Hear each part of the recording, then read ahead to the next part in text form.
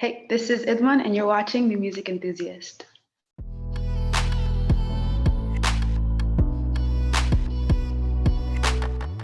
I'm Sarah from the Music Enthusiast, and today I'm here with IDMAN. How are you? I'm doing good. How are you, Sarah? Super good. This is such a great way to start my day off. I woke up maybe 4 hours ago, so right now I'm awake and super ready for this. So how has your morning been? That's so good. My morning's been going well. It's been a slower morning on this side, but I knew I was going to be talking to you, so I was looking forward to it. Thank you. Same here. I am obsessed with Good Life. It is so good. That makes me so happy to hear. Thank you for listening. I always get shocked when anyone ever listens, and so even hearing that you like it is like, ooh. So are you more like you release music and then you're like, oh, okay, it's just like out there, but you don't realize that people are listening? Like, what is that like? I think it's hard. I think that like numbers feel really like arbitrary, and it's really hard to like mentally put faces to the numbers you're seeing. And like I think it's super exciting because then your brain starts to do like the mental calculations of what it would look like. Is this a movie theater? Is this an arena? But I think anytime I hear about anyone listening to my music, it freaks me out, like on a person to person level, or even when I get like numbers from the team. I think I'm just pumped that anyone cares, to be fair. Yeah, exactly. And I know you sent like you went on like random TikTok lives and like told them to like check out your music and all the reactions were like, "Oh my God, this is insane." So what was that like actually seeing people's reactions? I think I didn't know what I was gonna get from people because TikTok is kind of like Twitter in that it's like a vortex that you step into. But I was super duper just like I don't know. I felt really affirmed by it. And also that's like that clip was like after me asking multiple people to listen to it. So I was lucky that the people that actually did hear it enjoyed it. And it was like peeling back the curtain in a way because there's like a lot of steps to recording a song, writing a song, getting it mixed and mastered. And the end goal is for it to permeate and resonate with people. So I think getting to see that process happen in real time in that way is super unique to the time we're living in, and for like someone who is just as self-deprecating and new to this thing, really validating and cool. Honestly, I just thought the whole thing was super cool.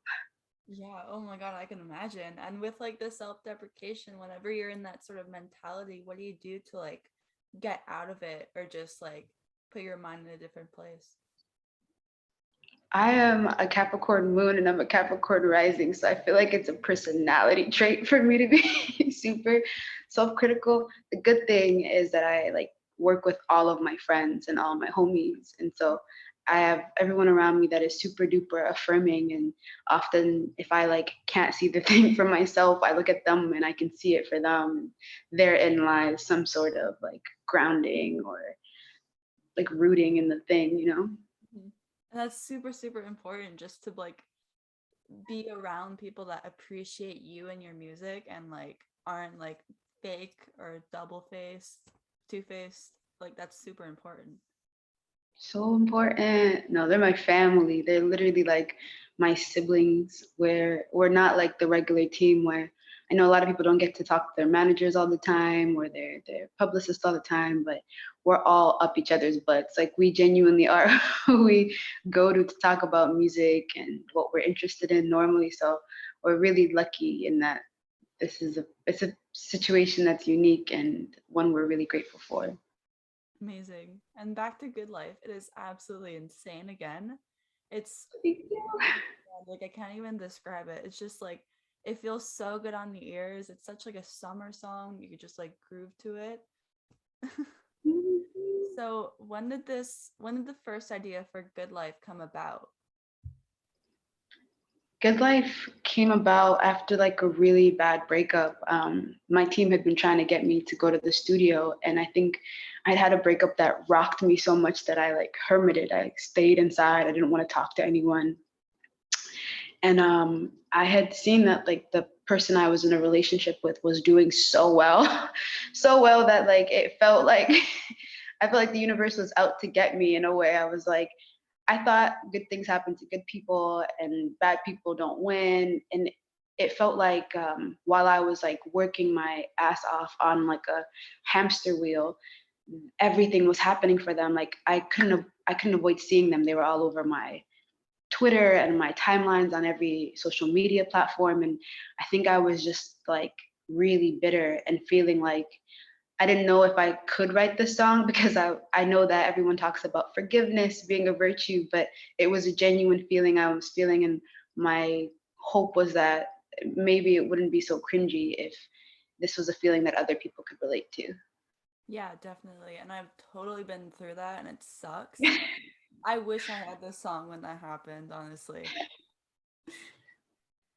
Golly, yeah, hearing everyone's stories after has been really affirming because I think sometimes when your feelings are so big, it's hard not to feel like it's just you and that it's only happening to you. So it's been really cool to just hear the stories. And I'm like, dang, I wish I could whisper to me last year that this is normal and this has happened to so many other people.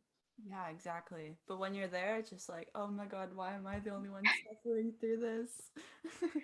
When you're there, everything is crumbling around you. Exactly. And while this song is like not really upbeat, but like more on the upbeat side, like the groovy side, what sort of made you turn more to that rather than like a slow, sad song?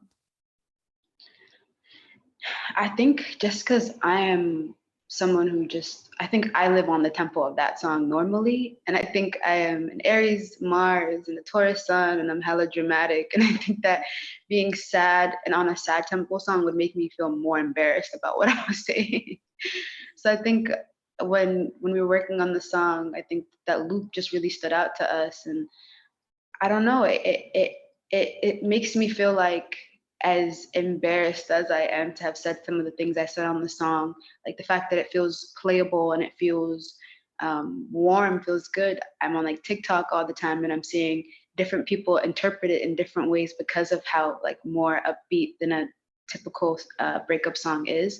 And I think that's super cool too because it was in the same vein in my head of like I love Since You've Been Gone by Kelly Clarkson, and it's such like a rager song, but it's still a breakup song, you know? It's still powerful. That's so true. That's so true. Very good point. And along with the single, you released a music video and it's so incredible. Like I love music videos and this one is like definitely one of my favorites. Yeah, Thank you so much. it's just like so pretty. Like the pink aesthetic and then like oh my God, I love makeup and like the tears that are glitter. So gorgeous. Thank you. Thank you. We had like a really amazing crew on this. I think about Ji-sun, who's the director, and she's worked with some of like the top three K-pop labels back in Korea. And I love K-pop music videos. I think they feel grand and they feel reminiscent of why I used to love music videos. Juanice, who was our makeup artist, is someone who was like on my like vision board, someone that I really wanted to work with. And I didn't think we would be able to work with her this early, but it just so happened that she was a fan of the music and it worked out in that way. I think like our crew has always felt like I release music very slowly compared to other artists, where like I think other artists they'll release like a single every 3 months, and there's been like a year at least in between every single one of my singles.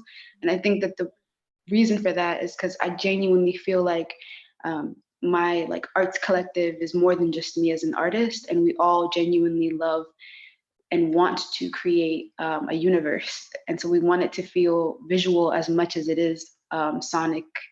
And I think our goal was always to feel like the videos were just as good as the songs because we love music videos. I'm a huge fan of music, and I think my hope is people can see through my journey that they're not just watching an artist, but they're watching someone who actually is a fan of music, period.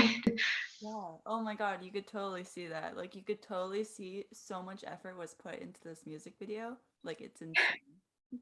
Thank you, thank you, thank you. No problem. So I wanted to ask, what is coming next from you musically? I have an EP coming out, which I'm super duper excited about. And another single, one more single that I'm super pumped about. Like I think I want to be able to catch people up because I'm coming into music a little later than a lot of my peers. Like I might be younger than some of them, but a lot of people I know started when they were 17 and I'm in my 20s. And I think I genuinely want for folks to have like some sort of background into who I am and why I'm doing this thing. I have diagnosed social anxiety, and so it is quite literally the most terrifying thing I have ever done. And I hope that like through listening to the EP and seeing what we're working on, folks can feel like the things that scare the shit out of them or make them very afraid are more palpable and tangible, because I think I'm consistently asking myself through this journey if it's worth the risk, you know? And so I hope that through listening to the EP, folks can kind of see what it took to get here, who I am, and what my intentions are for like the road ahead. Oh, I'm super excited. I just started listening to you because of this interview, and I'm obsessed with Good Life, so I am super, super pumped to say the least. Thank you so much, Sarah. I appreciate it. I appreciate it so much. And thank you for watching the video. It's not lost on me. I can't wait. So my last question for you is, who are your favorite artists right now? My favorite artist right now, I'm listening to a lot of Remy Wolf. I'm listening to a lot of, I always listen to Kehlani because I just think that Kehlani is everything. I've been going back and listening to a lot of Sophie, a lot of like, I'm non-binary and a lot of my favorite artists are queer and trans, and Dura Saleh is someone who I think is incredible, one of the best artists out right now. An artist from BC who I love, Prado Monroe, is on my playlist all the time. I love hyperpop. I'm like a timid, shy person, but like my music is like way more upbeat and colorful than I am. It's like empowering in a way. But yeah, Prado Monroe, Dura Saleh, Remy Wolf, Sophie, and Kehlani probably. Amazing. Those are incredible. And Remy Wolf is like one of my top favorites ever. She is just incredible. She's awesome. I play sexy villain too much, and photo ID as well is incredible. Yeah, she's awesome. I think that she has like a really long road ahead of her. I'll add Måneskin as well. I really like Måneskin, the Italian rock band. I think they're chef's kiss. Oh my God. They're coming here in like November, I think, but it's sold out like the day of. So I'm super, super sad about that. So I don't know. I don't know. Yeah, they're amazing. Again, they're artists that I think will be here for some time to come for sure. Yeah, and you as well. So thank you so much for chatting with me. It was so much fun. Thank you for having me, Sarah. This was awesome. It was a really great experience, and I appreciate you for just like listening and asking all these questions. It's not lost on me that you took the time to listen and parse through. And I can tell you're a music fan as well, so it means a lot.